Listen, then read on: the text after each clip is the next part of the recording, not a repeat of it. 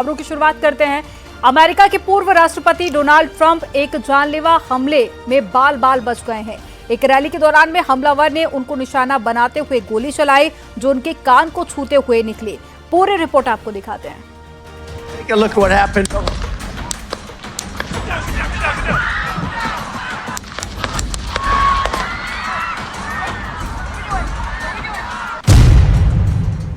चौदह जुलाई 2024 Pennsylvania, America.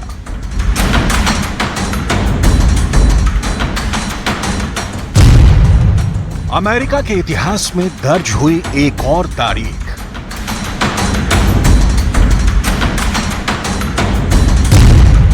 America के पूर्व राष्ट्रपति डोनाल्ड ट्रंप पर हमला। अमेरिका के खूनी इतिहास में एक और तारीख दर्ज हो गई। अभी ज्यादा दिन नहीं हुए जब अमेरिका अपनी आजादी की वर्षगांठ मना रहा था। Take a look at what happened.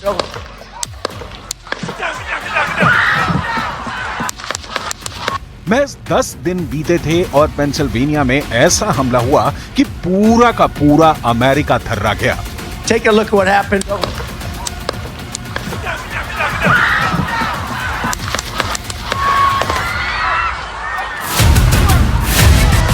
सारी की सारी सुरक्षा धरी की धरी रह गई। अमेरिका के पूर्व राष्ट्रपति पर एक के बाद एक कई गोलियां चलाई गईं। दुनिया की सबसे बेहतर सुरक्षा करने वाली एजेंसी मानी जाती है सीक्रेट सर्विस, और उसकी नाक के नीचे उसके सभी सुरक्षा घेरों को तोड़ते हुए एक 20 साल के शूटर ने अमेरिका के पूर्व राष्ट्रपति और रिपब्लिकन पार्टी के संभावित राष्ट्रपति उम्मीदवार डोनाल्ड ट्रंप पर ताबड़तोड़ गोलियां चला दी। Take a look at what happened.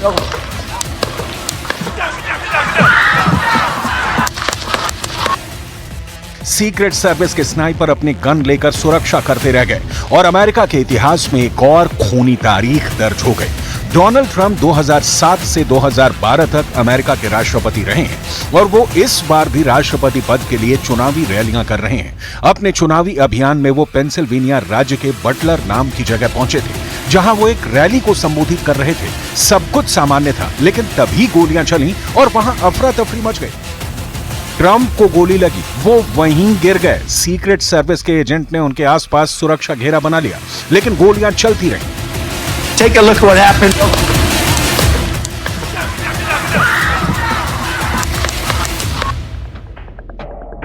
वहां मौजूद एसोसिएटेड प्रेस के फोटोग्राफर ने सब कुछ अपने लेंस के जरिए कैद किया है। सुनिए क्या हुआ था उस वक्त। So today I was photographing former President Trump at a campaign rally here in Butler, Pennsylvania. I was right in front of the stage, directly in front of the stage. It was a normal rally.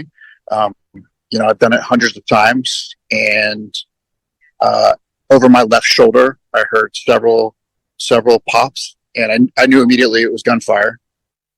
So I looked at the stage, and I saw the Secret Service agents rushing to President Trump. From that moment, I ran to the stage and I started photographing the agents on top of them. And then off to my right, I saw the Secret Service counter assault team arrive. And then I ran to the other side of the stage and they picked President Trump up. And then as he's walking down the ramp, he started fist bumping to the crowd and waving. And I did notice he had blood coming down his face, as you can see in the photos. The agents took him down the ramp and they put him into an SUV. And again, as he was getting into the SUV, he also started pumping his fists again.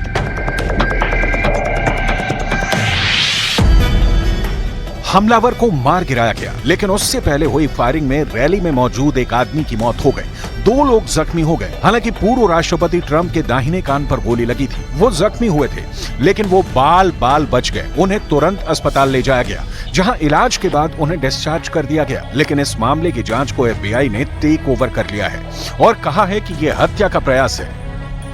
America के पूर्व राष्ट्रपति को जान से मारने की कोशिश की गई है। अमेरिकी राष्ट्रपति चुनाव में संभावित उम्मीदवार को जान से मारने की कोशिश की गई है। What we're calling an assassination attempt against our former president, Donald Trump. It's still an active crime scene. As I mentioned, we have a number of agents on scene. We also are working closely with other federal agencies, our state partners, and our local police partners as well.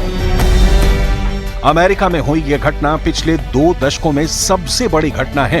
पूर्व राष्ट्रपति को पूरी सुरक्षा के बीच जान से मारने की कोशिश हुई है। देवरिया से बेहद ही चौंकाने वाला मामला सामने आया है। यहां एक शादी के दौरान नॉनवेज खाना न मिलने की वजह से बारातियों ने हंगामा खड़ा कर दिया। इसके बाद तो जमकर मारपीट भी हुई। क्या है पूरा मामला, रिपोर्ट में आपको दिखाते हैं।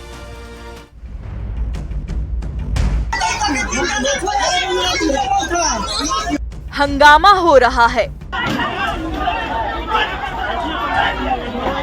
थप्पड़ घूंसे चल रहे हैं।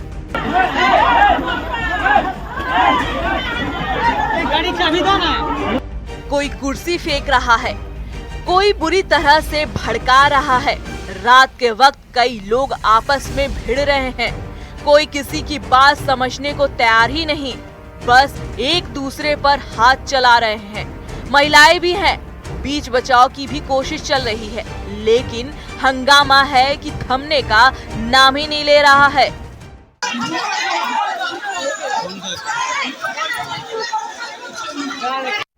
दरअसल जंग का अखाड़ा बने इस जगह पर शादी समारोह चल रहा था। देवरिया के आनंद नगर गांव में बिहार के भोरे क्षेत्र से बारात आई थी। बैंड बाजे के साथ बड़े शान से बारात दुल्हन के गांव पहुंची। खाने पीने के पर्याप्त इंतजाम किए गए थे, लेकिन जब बाराती खाना खा रहे थे तो एक ऐसा विवाद खड़ा हुआ जिसके बाद तो बारात ही बेरंग लौट गई। बिना दुल्हन के ही दुल्हा वहां से चला गया। बाराती जब भोजन का आनंद ले रहे थे तो तभी नॉनवेज न बनने से नाराज हो गए। दुल्हन पक्ष के लोग से मछली न बनने को लेकर शिकायत की गई। बारातियों की मान मनोवल की भी कोशिश हुई, लेकिन बारातियों का पारा 7वें आसमान पर था। वो मानने को तैयार ही नहीं हुए। मछली की डिमांड पर तो विवाद बढ़ता ही चला गया। कहा सुनी के बाद हाथापाई की नौबत आ गई। दोनों पक्ष के लोग में जमकर मारपीट हुई। पूरे गांव में हड़कंप मच गया। बारात लौटने से दुल्हन पक्ष काफी निराश है। उनके मुताबिक शादी में काफी खर्च हो गया है, लेकिन शादी भी नहीं हुई। दुल्हन के साथ पिटाई का भी दावा किया जा रहा है। लड़की गल जमाला पर तो कहता कि का खाना बनल बा, तो लड़की कहल सादा खाना क्यों मछली नहीं बनाती, कह के हमारे घर से सादा खाना बनता है। तो लड़की को उठ कर थप्पड़ मार दिया ना, लड़की को थप्पड़ मार दिया। उसके बाद से हमको थप्पड़ मार दिया, हमारी माँ आदमी को थप्पड़ मार दिया, हमारे बाप को थप्पड़ मार कर उसके बाद से बाराती के 10 आदमी आए, सब लोग मिलकर सबके मार के घायल कर दिया। ग्रामीणों ने भी लड़का पक्ष पर गंभीर आरोप लगाए हैं। इसी के साथ लड़की पक्ष वालों ने बघोज घाट थाने में शिकायत करके लड़का पक्ष के खिलाफ कार्रवाई की मांग भी की है। उसके बाद से चूंकि रात को उसमें 1:30 बजे थे, गांव वाले कोई था नहीं, और 30-35 की संख्या में जो बाराती थे, कन्या पक्ष की महिलाओं को और उनके जो रिश्तेदार हैं उनको बुरी तरह से मारा पीटा, और उसके बाद से बुलेरो और स्कॉर्पियो गाड़ी से जो है दूल्हा और उनके परिवारीजन और उनके रिश्तेदार जो है फरार हो गए। शादी नहीं हो पाई। फिलहाल मामला पुलिस के पास पहुंचा है। अब पुलिस जांच पड़ताल में जुटी हुई है। देवरिया से न्यूज़ 18 के लिए उमा शंकर भट्ट की रिपोर्ट।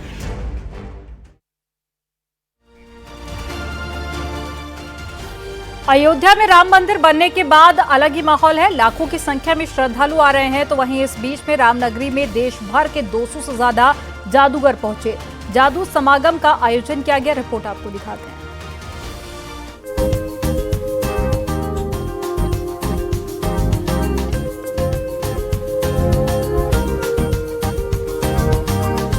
आपने अपनी जिंदगी में जादू वाले कई कार्यक्रम देखे होंगे, जिसमें जादू दिखाने वाला शख्स हाथों की सफाई करके ऐसे हैरत अंगेज कारनामा दिखाता है जिससे आंखों को भी यकीन नहीं होता। पल भर में चीज सामने आ जाती है और पलक झपकते ही छूमंतर। रामनगरी अयोध्या में देश भर के 200 से ज्यादा जादूगर पहुंचे, जहां उन्होंने अपनी कला का प्रदर्शन किया। अयोध्या में जादू समागम का आयोजन किया गया है।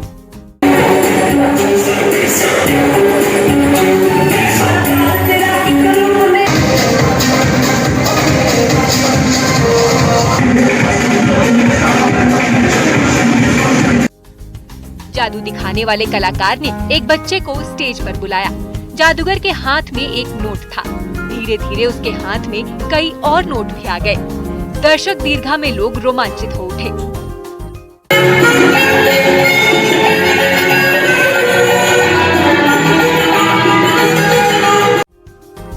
वहीं इसी तरह दूसरे कई जादू दिखाए गए। कलाकारों ने गजब का समा बांधा।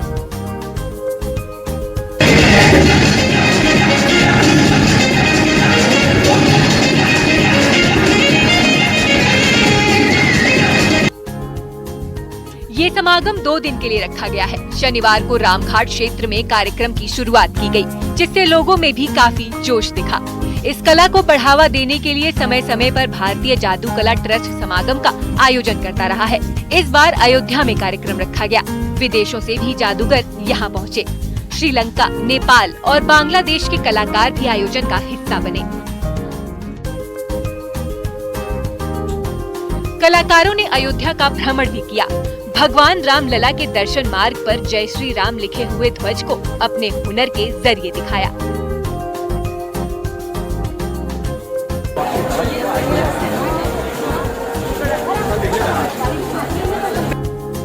अयोध्या से न्यूज़ 18 के लिए निमिष गोस्वामी की रिपोर्ट।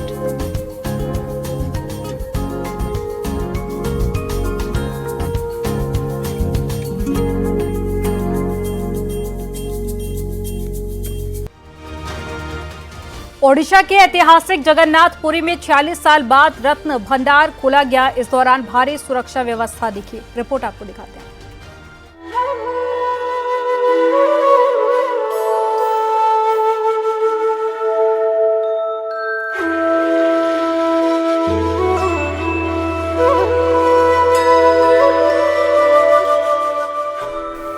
पुरी का जगन्नाथ मंदिर आस्था के प्रमुख केंद्रों में से एक है।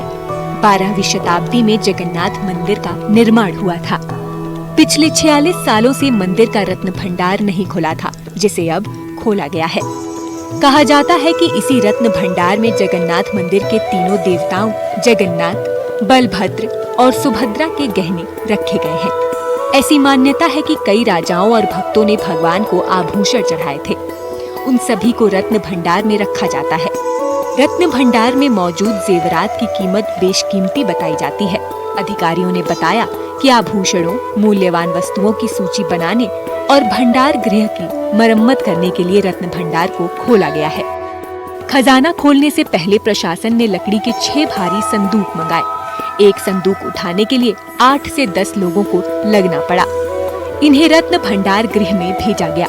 रत्न भंडार को खोलते समय 11 लोग मौजूद थे, जिसमें उड़ीसा हाईकोर्ट के पूर्व न्यायाधीश, श्री जगन्नाथ मंदिर प्रशासन के मुख्य प्रशासक, भारतीय पुरातत्व सर्वेक्षण के अधीक्षक भी शामिल थे। इस दौरान मंदिर के बाहर हाई लेवल की सिक्योरिटी भी थी। मंदिर प्रबंधन समिति ने बताया कि इससे पहले रत्न भंडार साल 1905, 1926 और 1978 में खोला गया था और बेशकीमती चीजों की लिस्ट बनाई गई थी। साल 1978 के बाद से मंदिर के पास कितनी संपत्ति आई है, इसका मूल्यांकन नहीं किया गया है। हाल ही में हुए विधानसभा और लोकसभा चुनाव में रत्न भंडार का भी मुद्दा उठा था। बीजेपी ने वादा किया था कि ओडिशा में सरकार बनती है तो खजाना खोला जाएगा। Bureau report, news 18।